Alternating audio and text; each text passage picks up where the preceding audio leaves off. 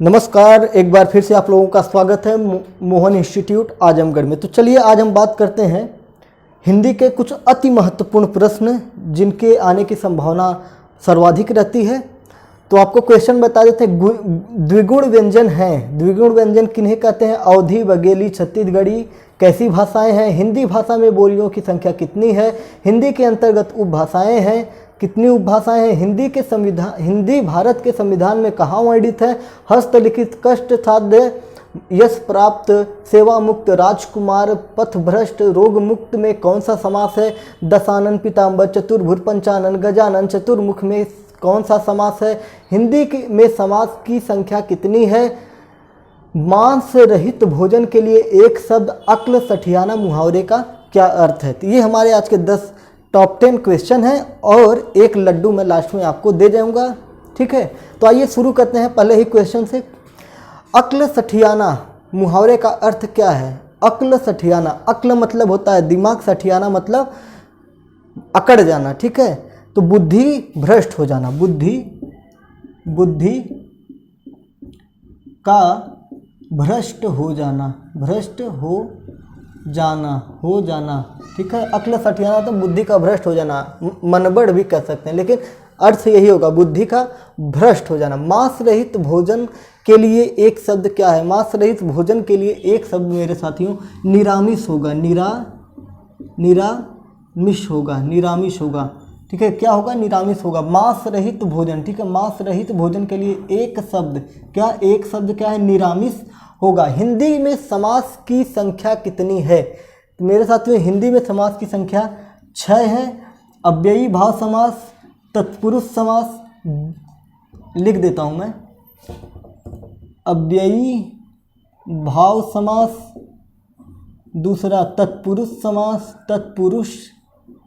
समास, तीसरा हो जाएगा आपका द्विगु समास हो जाएगा, चौथा हो जाएगा बहुब्रीहि समास,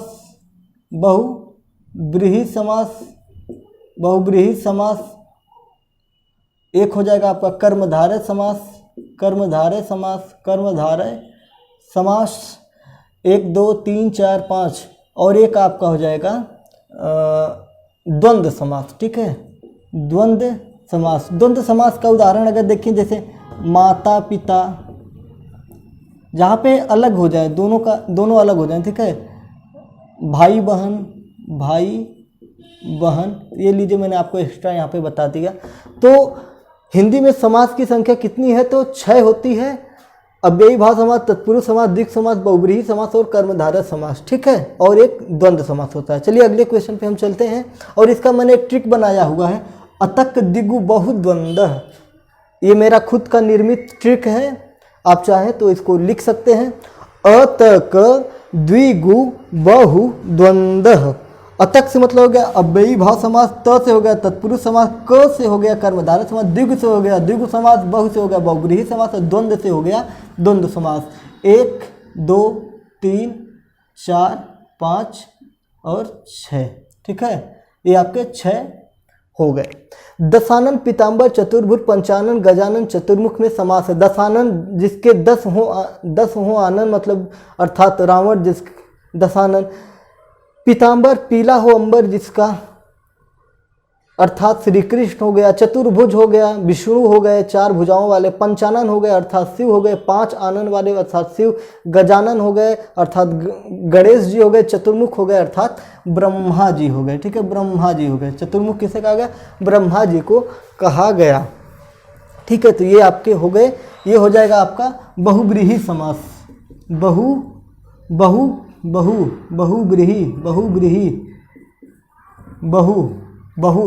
है, ये सब बहु है। ठीक है सारे के सारे पुरुष, लेकिन ये सब हैं बहु। ठीक है, हस्तलिखित, कष्ट साध्य, यश प्राप्त, सेवा मुक्त, राजकुमार, पथभ्रष्ट, रोग मुक्त में समास है। इसमें समास होगा आपका तत्पुरुष समास। इसमें कौन सा समास होगा? आपका तत्पुरुष समास होगा। ठीक है, तत्पुरुष समास होगा, इसमें तत्पुरुष समास है। हिंदी भारत के संविधान में कहाँ वर्णित है? तो ये भाग 17 में वर्णित है। ठीक है, ये भाग 17 में वर्णित है, और यह है, अगर इसके अध्याय की बात की जाए तो भाग 17 अध्याय भाग 17 अध्याय 1 अनुच्छेद की बात की जाए तो 343 1 में ये वर्णित है। और ये संघ राज्य की ये राजभाषा है। भारत की कोई भी राष्ट्रभाषा अभी तक नहीं है। हिंदी क्या है? भारत की राजभाषा। अगर क्वेश्चन पूछे कि भारत की राष्ट्रभाषा क्या है तो वहाँ पे नहीं लगाइएगा। अगर पूछे भारत की राजभाषा क्या है तो आपकी हिंदी हो जाएगी। हिंदी के अंतर्गत उपभाषाएं क्या होती हैं? ठीक है, उपभाषाएं हिंदी के अंतर्गत उपभाषाएं 5 होती हैं। इनकी संख्या होती है। हिंदी भाषा में बोलियों की संख्या कितनी होती है? तो 18 होती है। अवधी, बघेली, छत्तीसगढ़ी कैसी भाषाएं हैं? तो ये आपकी पूर्वी हिंदी हैं। ठीक है, छत्तीसगढ़ी, बघेली, अवधी कैसी भाषाएं हैं? तो पूर्वी हिंदी हैं। ठीक है, पूर्वी हिंदी है। द्विगुण व्यंजन है। द्विगुण व्यंजन क्या है? द्विगुण व्यंजन ये आपके हो जाएंगे अंग और ढ हो जाएगा। ठीक है, ये द्विगुण व्यंजन है।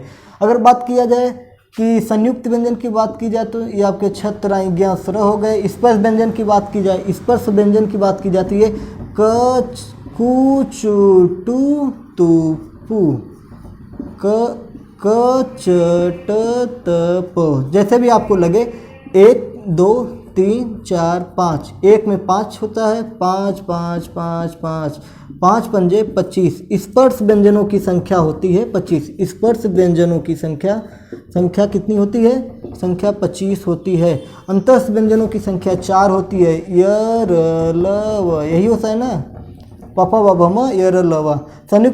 संयुक्त अक्षरों की संख्या क्या होती है? संयुक्त छ, त्रय, ज्ञ। ठीक है, छत्र, ज्ञ, स्र, ये आपके हो गए 4 संयुक्त व्यंजन हो गए। ऊष्म व्यंजन क्या होते हैं? ऊष्म व्यंजन स शरीफा वाला, स ह। ठीक है, सीटी।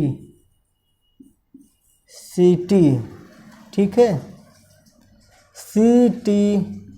ठीक है, एक होता है इसमें आपका दंती स होता है, एक होता है आपका तालव्य स होता है। ठीक है, तो उम्मीद है कि आपको मजा आया होगा हिंदी का ये सारे क्वेश्चन देख के। ऐसे ही बने रहिए हमारे चैनल के साथ, आपको ढेर सारे ऐसे ही क्वेश्चन मिलते रहेंगे पूरे यूपी टेट एग्जाम तक।